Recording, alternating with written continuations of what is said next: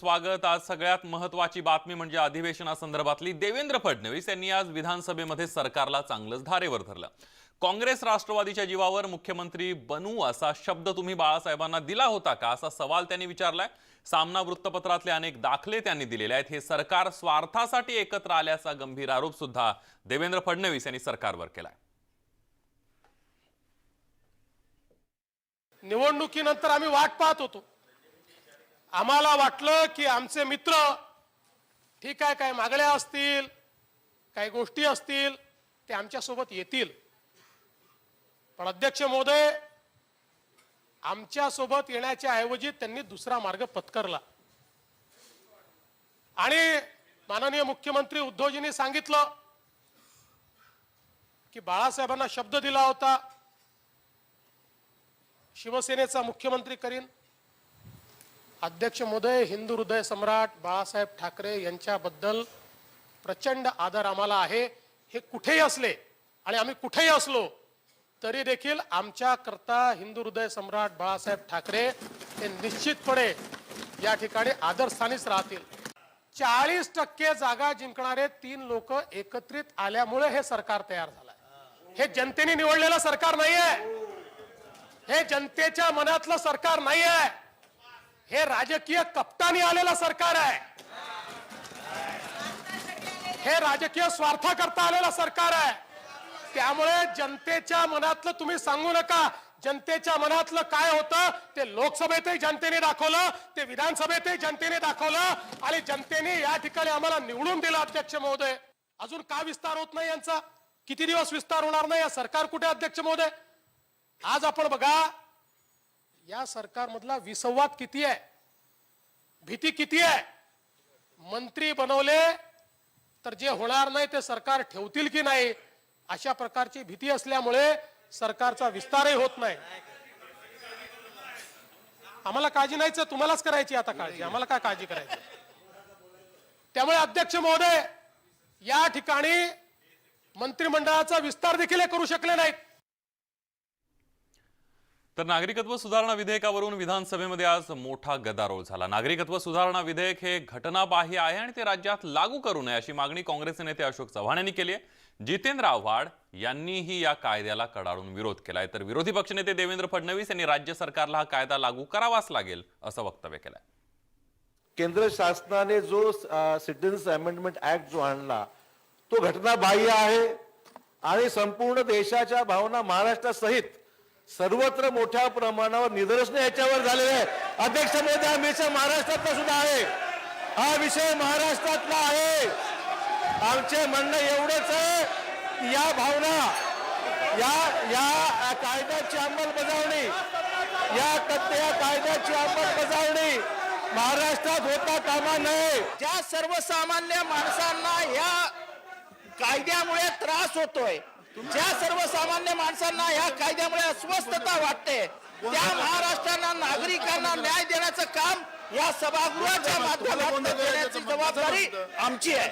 आणि त्यामुळे या कायद्याविषयीचे उद्गार काढणं, त्याच्याविषयीच्या संवेदना, वेदना दाखवणं, बोलून दाखवणं हे आमचं कर्तव्य आहे। त्याच्याबद्दलचा असा दादागिरीचा आक्षेप घेणं हा सदस्यांच्या अधिकारांवरती अतिक्रमण आहे। भारताच्या संसदेनं पारित केलेला एखादा कायदा हा बेकायदेशीर आहे, अनकॉन्स्टिट्युशनल आहे, ठरवण्याचा अधिकार कोणाला आहे? तो साहेबांना आहे का? तो भारताच्या सर्वोच्च न्यायालयाला आहे। हा कायदा भारताच्या संसदेने पास केलेला कायदा आहे, त्यामुळे त्याला अनकॉन्स्टिट्युशनल म्हणता येणार नाही। राज्य सरकारला अधिकार देखील नाही। केंद्राचा कायदा आहे, तो राज्याला लागू करावाच लागतो। राज्य सरकारी भूमिका घेऊ शकत नाही, त्यामुळे तो लागू राहणारच आहे। अध्यक्ष महोदय, तर शेतकऱ्यांना चिंतामुक्त करण्याआधी मुख्यमंत्र्यांनी स्वतः चिंतामुक्त व्हावं, कारण मुख्यमंत्री झाल्यापासून त्यांच्या चेहऱ्यावर असलेला टवटवीतपणा गेला असा टोला सुधीर मुनगंटीवार यांनी लगावलाय। भाजपनं शिवसेनेला दिलेलं वचन पाळलं असतं तर तुम्हाला इथं बसायची वेळ आली नसती। गेली 5 वर्ष तुम्ही शिवसेनेला किती छळलंय असं काँग्रेस नेते पृथ्वीराज चव्हाण यांनीही म्हटलंय। 3 तिघाडा काम बिघाडा ही म्हण आपण ऐकली, पण जेव्हा राज्यपालाच्या अभिभाषणामध्ये मी मुद्दे वाचतोय, अध्यक्ष महाराज, 1 मे 1960 नंतरच हे पहिलं असं राज्यपालांचं अभिभाषण आहे की 7 पानामध्ये संपलं.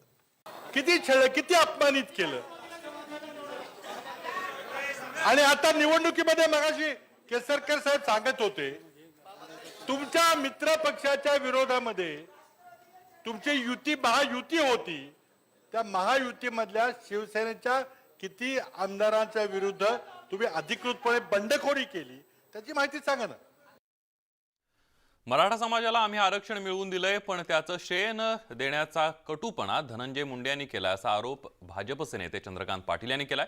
शिवस्मारकाच्या कामाच्या सगळ्या परवानग्या आम्ही 5 वर्षात मिळवल्या.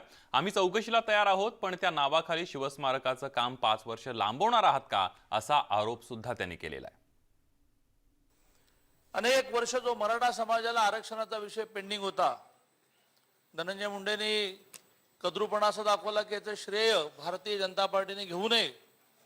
46 जणांच्या आत्महत्या झाल्या, पण तुमच्या काळात तर अण्णासाहेब पाटलांनी आत्महत्या केली होती. अण्णासाहेब पाटील तर माथाडी समाजाचे प्रचंड मोठे नेते होते. त्या अण्णासाहेब पाटलांच्या आत्महत्येनंतरही तुम्ही नाही आरक्षण दिलं. आणि त्यामुळे सर्व प्रकारची तांत्रिक आवश्यकता पूर्ण करून मराठा समाजाला जे आरक्षण दिलंय ते टिकवणं सर्वोच्च न्यायालयामध्ये हे सगळ्यात मोठं आव्हान आहे. आजच सर्वोच्च न्यायालयामध्ये अचानक काल रात्री 10 वाजता बोर्ड आलं आणि त्या बोर्डावर एक केस होती. सगळेजण चिंतेत होतो आपण की आज त्या केसचं काय होणार, कारण 11th आवरला ती कळली. नशीब आपलं की ते डेट पोस्टपोन होता, 6 जानेवारी लागली. मी माननीय मुख्यमंत्री महोदयांना असं म्हणेन की मेन आरक्षणाला जो आक्षेप आलेला आहे, म्हणजे हायकोर्टाने तर त्याच्यावर शिक्कामोर्तब केलं, त्याच्यावर जो आक्षेप घेतला गेलेला आहे किंवा अपील दाखल केलेला आहे त्याची तारीख 22 जानेवारी आहे. तर पुन्हा चौकशी लावून 5 वर्ष चौकशीला घालवण्याचा डाव असल्याचं सुद्धा चंद्रकांत पाटील म्हणाले. ते शिवस्मारकाच्या मुद्द्यावर बोलत होते. या सगळ्या समित्यांनी हा बदल 3800 कोटीच्या ऐवजी 2500 कोटी हा बदल मान्य करताना ॲडव्होकेट जनरल या राज्याचे एजी यांचा सल्ला घेतला गेला होता. सुप्रीम कोर्टातल्या एका निवृत्त न्यायाधीशाकडून सल्ला घेऊन एजीने आपल्याला सल्ला दिला की अशा प्रकारचा एस्टिमेट मधला बदल करता येतो. राज्याच्या विधी न्याय विभागाने त्याला मान्यता दिली. एक जण लोकायुक्ताकडे गेला, लोकायुक्ताने 3 हेरिंग घेऊन यात कुठलीही अनियमितता नाही अशा प्रकारचा निष्कर्ष दिला. म्हणजे लोकायुक्त चुकीचे आहेत का की ज्यांनी म्हटलं की यात कुठलीही अनियमितता नाही झाली. आणि त्याला म्हणतात ना की साप म्हणून भुई आपण धोपटणं, की ज्याच्यामध्ये पुन्हा एकदा चौकशी लावून, चौकशीला तयार होता मी, पुन्हा एकदा चौकशी लावून 5 वर्ष चौकशी चालवायची आणि छत्रपती शिवाजी महाराजांचं स्मारक पेंडिंग ठेवायचं असा याच्या मागचा डाव आहे. जर तुमची तयारी, तुमचा म्हणणं आहे ना चौकशी करावी, 3 दिवसात चौकशी करा. कागदांची चौकशी करायची आहे ना, 3 दिवसात चौकशी करा. हे अधिवेशन संपता डिक्लेअर करा की चौकशीमध्ये अनियमितता सापडली, कॅन्सल करा, नवीन टेंडर काढा. पीडब्ल्यूडीने निर्णय केला की कुठल्याही मोठ्या कामाचं महत्वाचं असेल तर कमी दिवसाचं टेंडर काढता येते, कमी दिवसाचं टेंडर काढा. पुन्हा महिनाभरात नवीन टेंडर द्या, काम सुरू करा. छत्रपती शिवाजी महाराजांचं स्मारक झालं पाहिजे, चौकशीमध्ये अडकवू नका. महाराष्ट्रामधल्या अनेक लोकांना हे स्मारक होऊ नये असं वाटतंय. तर अधिवेशनाला फक्त 2 दिवसच झालेत, किती उतावळेपणा करणार, असा सवाल राष्ट्रवादीचे आमदार जितेंद्र आव्हाड यांनी चंद्रकांत पाटलांना केला. म्हणजे एवढी अस्वस्थता सगळ्या वक्त्यांच्या तोंडातनं फक्त कधी मिठी मारू, कधी मिठी मारू. काही म्हणजे काही खुणवतायत, काही बोलवतायत, काही आरोळ्या ठोकतायत, पण आमंत्रणा सगळ्यांची एवढीच आहेत, I love you, I love you, I love you. काय कळत नाही हो. देल ना, आज ना उद्या देल, कधीतरी प्रतिसाद देल. चंद्रकांत दादा काय काय काय वाट बघू नका. आपलं आपलं काम केलं ना. प्रेयसी जर असेल तर प्रियकराच्या उन्मादाला ती कधीतरी प्रतिसाद देतेच. हा जगाचा नियम आहे. जरा थांबा. 2 दिवस नाही झाले सरकार स्थापन करून तर किती उतावळेपणा तो, जणू का सगळं हरवलं. भाजप नेते एकनाथ खडसे नागपुरात असल्यानं चर्चांना उधाण आलंय. एकनाथ खडसे लवकरच पक्षांतर करणार असल्याची चर्चा सुरू झाली आहे. मात्र आज पक्ष बदलण्याचा विचार नाही असं सूचक वक्तव्य खडसेंनी केलंय. एकनाथ खडसेंनी त्यांची नाराजी भाजपच्या नेतृत्वाला आधीच कळवली आहे. त्या पार्श्वभूमीवर एकनाथ खडसे नागपुरात आले. नागपूरच्या हिवाळी अधिवेशनाला राजकीय भूकंपाची परंपरा आहे.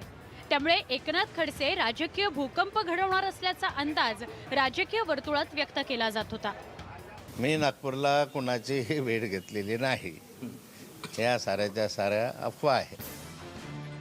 नागपुरात कुणाचीही भेट घेतली नाही असं सांगतानाच खडसेंनी सीएम आणि पवारांनाही भेटू शकतो असंही वक्तव्य केलं.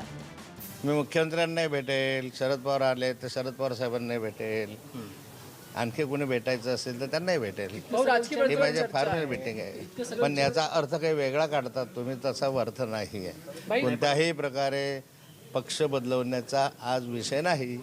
एकनाथ खडसे हिवाळी अधिवेशन सुरू असताना नागपुरात आलेले असल्यानं कोणता निर्णय घेतात याकडे सगळ्यांचं लक्ष लागलंय. भाजपच्या वरिष्ठांशी कायम संपर्क असल्याचं एकनाथ खडसेंनी सांगितलंय. मात्र जळगावात कोणतीही मीटिंग झाली नसल्याचा खुलासाही त्यांनी केला. एकंदरीतच एकनाथ खडसेंचा राजकीय विचार प्रत्यक्षात कधी येणार याकडे राज्याचं लक्ष लागलंय. विवेक कुलकर्णीसह bureau report, news 18 Lokmat, Nagpur. तर नागरिकत्व कायद्याविरोधात पुण्यामध्ये विद्यार्थ्यांनी मशाल मोर्चा काढला. या मशाल मोर्चामध्ये राष्ट्रवादीच्या खासदार सुप्रिया सुळे सुद्धा उपस्थित होत्या. संविधान स्तंभापासून निघालेल्या या मोर्चामध्ये मोठ्या संख्येने विद्यार्थी सहभागी झाले होते. अन्यायकारक कायदा रद्द होईपर्यंत लढा देत राहणार असा निर्धार सुप्रिया सुळेंनी यावेळेला व्यक्त केला.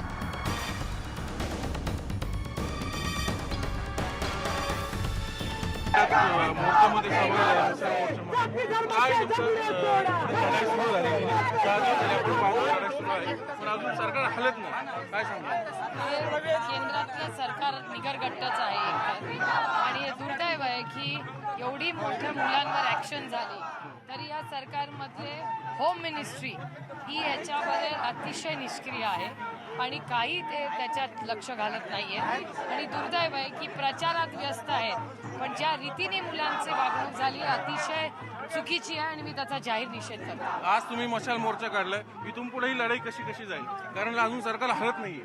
हे सरकार हलतच नाही, हेच दुर्दैव आहे आपलं. आणि हा काय राजकीय विषय नाही, हा सामाजिक विषय आहे. कुणाचंही सरकार असलं आणि कृती अशी होत असेल तर ती चुकीचीच आहे.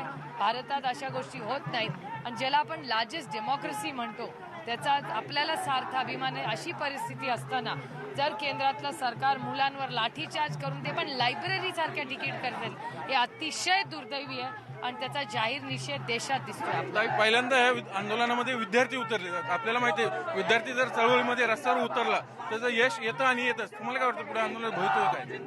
आणि अर्थातच यशाचा नाही, हा न्यायासाठी रस्त्यावर उतरले. मिळेल नक्की. कॅब आणि एनआरसी रद्द होईल. संसदेत तुम्ही लढा. अर्थातच लढलोय. विरोधात आम्ही मतदान पण केलंय. आम्ही पूर्ण ताकदीने लढलो पार्लमेंटमध्ये. आणि पक्ष पातळीवर आपण कसे इथून पुढे कसे राज्य पक्षाने जाहीर निषेध केलेलाच आहे त्याचा आणि विरोध केलेलाच आहे. पार्लमेंटमध्ये केलाच आम्ही. प्रशांत किशोर असं सांगितलं की जर महाराष्ट्राने ठरवलं म्हणजे जे बिगर बीजेपीचे जे राज्य आहेत त्या राज्यांनी ठरवलं तर एनआरसी कॅब लागू शकत नाही. तर आपल्या महाराष्ट्रात तशी आपण मुख्यमंत्र्यांना विनंती कराल? ऑलरेडी त्याचं स्टेटमेंट माननीय मुख्यमंत्र्यांनी केलेलंच आहे. ह्या होत्या सुप्रिया सुळे यांनी सांगितलं की ही लढाई रस्त्यावरची अशीच यापुढे सुरू राहणार. Video journalist Sachin Hansate, Chandrakant Phunde, news 18 Lokmat, Pune. यानंतर महाराष्ट्राच्या बातम्यांमध्ये एक छोटासा ब्रेक घेऊन पुन्हा परतूया. पहा फक्त न्यूज 18 लोकमत.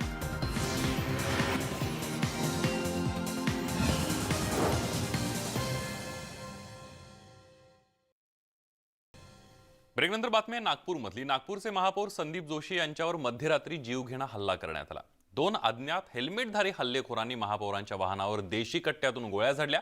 नागपुरात विधिमंडळाचं अधिवेशन सुरू असताना ही घटना घडल्यानं कायदा आणि सुव्यवस्थेचा प्रश्न ऐरणीवर आलाय.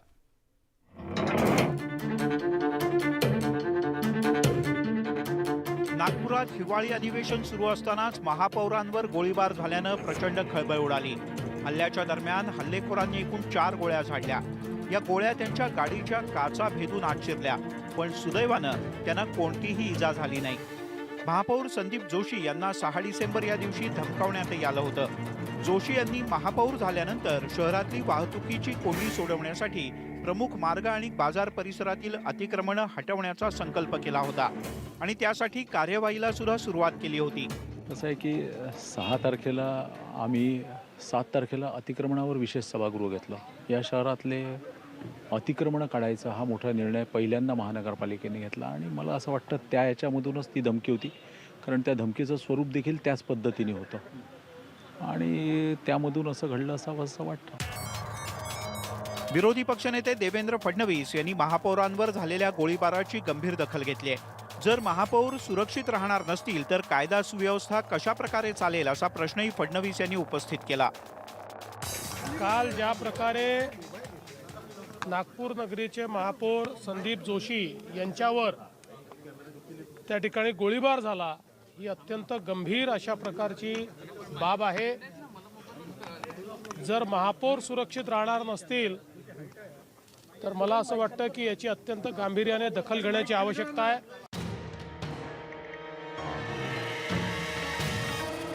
नागपूर शहरातल्या अतिक्रमणाच्या मुद्द्यावरून महापौरांवर गोळीबार होत असेल तर हे कायद्याच्या राज्याला आव्हान आहे. त्यामुळे सरकारनं गुन्हेगारांवर कठोर शासन करण्याची वेळ आली आहे. विवेक कुलकर्णी, न्यूज 18 लोकमत, नागपूर. तर नागपूर शहरात महापौरांवर झालेल्या गोळीबारानंतर शहरातील गुन्हेगारीविषयी नागपुरात पुन्हा एकदा संताप व्यक्त होतोय. गुन्हेगारीला राजाश्रय हा मुळावर उठेल अशी या शब्दामध्ये भावना व्यक्त केल्या जात आहेत. बघूया नागपूरकरांचं काय म्हणणं आहे. साहेब, एक अनेक दिवसापासून खून ही तर कॉमन गोष्ट नागपुरात झाली की काय असं वाटायला लागलंय. आमच्या नागपूर हे संत्रानगरी, समतानगरी, दीक्षाभूमी अशी ओळख असताना जिथे अनेक प्रकारचे गुन्हे दिवसाढवळ्या घडतात, त्यामुळे आमच्या संत्रानगरीचं एक अपराधी लोकांची नगरी झाली की काय असं वाटायला लागतं. सत्ताधारी पक्ष काल जो होता त्या पक्षामध्येच गुन्हेगारी प्रवृत्तीचे लोक जास्त आहेत आणि त्याच्यामुळे एक कर्तव्यदक्ष पोलीस आयुक्त असताना देखील त्यांना विशेष काही करता आलं नाही. आमच्याकरता मोठी दुःखाची गोष्ट आहे. एक भीती वाटते नागपुरात लोकांना की ही गुंडागिरी वाढते त्याच्या. निश्चितच नागपूरमध्ये कायदा आणि सुव्यवस्था अत्यंत बिघडलेली आहे आणि विशेष म्हणजे इथले मुख्यमंत्री आणि गृह खातं त्याच्याकडे असतानासुद्धा नागपूर शहरामध्ये त्याच्या निवासस्थानातसुद्धा अनेक इथे मर्डर झालेले आहे. मला एवढंच सांगायचं आहे की आज नागपूर सुरक्षित नाही आहे. विशेष म्हणजे महिलांचाही आज तुम्ही विचार करा की नागपूरमध्ये महिला सुरक्षित नाहीत. कॉलेजच्या विद्यार्थिनी असेल किंवा इतर कॉलेजचे स्टुडंट असतील, यांना अजून कुठल्याही प्रकारचं संरक्षणासारखं वाटत नाही आहे. या सगळ्या जर गोष्टी पाहिल्या तर कशा पद्धतीनं शेवटपर्यंत ही गुन्हेगारी आता वाढायला आणखी पुढे जायला लागली. नागपूर शहर हे तसं संस्कृतीचं फार मोठं शहर आहे आणि अशा शहरामध्ये अशा पद्धतीची गुन्हेगारी वाढणे हे फार धोकादायक आहे. याच पद्धतीने महाराष्ट्राची शहरंसुद्धा अशाच पद्धतीने जातात की काय, कारण गेले 5 वर्ष जे सरकार याच्यावरती अस्तित्वात होतं त्या सरकारमध्ये ज्या पद्धतीने गुंडगिरी पोचली गेली त्या गुंडगिरीचा कुठंतरी बंदोबस्त होणं गरजेचं आहे आणि म्हणून येणारं हे जे सरकार आता आलेलं आहे याच्यावरती काहीतरी तोडगा नक्की काढेल. सर्वात महत्त्वाचा विषय जो आहे की कुठेतरी गुंडागिरीला राजाश्रय मिळतोय आणि कालची घटना जर आपण पाहिली तर राजाश्रय जर देत असाल तर पुढे हीच गुंडागिरी तुमच्या जीवावर देखील उठेल. हे देखील प्रत्येक राजकीय पक्षाने, प्रत्येक राजकीय नेत्याने पाहिलं पाहिजे. त्यामुळे कुठेतरी गुंडागर्दीला राजाश्रय देऊ नये हीच अपेक्षा नागपूरकर या ठिकाणी व्यक्त करत आहेत. व्हिडिओ जर्नलिस्ट प्रशांतचा प्रफुल्ल साळुंके, न्यूज 18 लोकमत, नागपूर. यानंतर पुन्हा एक छोटासा ब्रेक घेऊया. पहा फक्त न्यूज 18 लोकमत. ब्रेकनंतर बातमी आहे कोल्हापूरमधली. जम्मू काश्मीरच्या राजुरी सेक्टरमध्ये धारातीर्थी पडलेल्या शहीद ज्योतिबा चौगुले यांच्यावर लष्करी इतमामामध्ये अंत्यसंस्कार करण्यात आले. उंबरवाडी या त्यांच्या मूळ गावी साश्रू नयनांनी चौगुलेंना अखेरचा निरोप देण्यात आला. वीरपुत्राला अखेरची मानवंदना देण्यासाठी मोठ्या प्रमाणावर जनसागर लोटला होता. जम्मू काश्मीरच्या राजौरी सेक्टरमध्ये दहशतवाद्यांसोबत झालेल्या चकमकीत महाराष्ट्राच्या सुपुत्राला वीरमरण आलं. कोल्हापूरमधल्या गडिंग्लज तालुक्यातल्या महागावचे ते रहिवासी होते. राजौरी सेक्टरमध्ये पाकिस्तानी सैन्यासोबतच्या चकमकीत सोमवारी पहाटे 3च्या सुमारास ज्योतिबा चौगुले शहीद झाले. कैलासवासी ज्योतिबा चौगुले यांना खरंच आज त्यांचं कौतुक करावं की आज दुःखानं रडावं हा आम्हाला प्रश्न पडला. आम्ही काळजीत आहोत. खरं हा देशासाठी आपलं बलिदान दिलेलं आहे हे आम्ही व्यर्थ होऊ जाऊ देणार नाही. यासाठी आम्ही आमच्या शाळेचे सर्व विद्यार्थ्यांनी घेऊन आलोय. तर श्री ज्योतिबा चौगुले यांनी देशासाठी जे कार्य केले म्हणजे शेवट तर खेळामध्ये वगैरे ते प्रवीण होते आणि खरंच अशी संधी प्रत्येकाला मिळत नाही. जो नशिबान आहे त्यालाच ही संधी मिळते आणि त्यांनी जे हे कार्य केलेलं आहे त्याला आम्ही कधीच विसरणार नाही. काय असा मित्र होता की आम्ही 8वी 9वी 10वी एकत्र शाळेमध्ये शिकलो होतो. 10वी नंतर 1999ची बॅच आमची आता ते गेट टुगेदर म्हणून हा कार्यक्रम आमचा होता. माझी पण फर्स्ट टाईमच त्याची माझी गाठाभेट झाली होती. त्यावेळी त्यांनी मिटिंग मारली होती मला 9:30 पावणे 10 दरम्यान येऊन. मी महागामध्ये शिवाजी विद्यालयात एकत्र शिकलो. 10वीपर्यंतचा तो वर्गमित्र. बऱ्याच वेळा मी एकाच बेंचवर बसायचो. आमच्या क्रीडा स्पर्धा याच मैदानाच्या पलीकडच्या बदला आणखीन एक मैदान आहे. दरवर्षी क्रीडा महोत्सव असायचा आणि त्या क्रीडा महोत्सवामध्ये खूप चांगलं रनिंग तो करायचा. यानंतर बुलेटिनमध्ये इथंच थांबूया. ताज्या बातम्यांसाठी पहा फक्त न्यूज 18 लोकमत.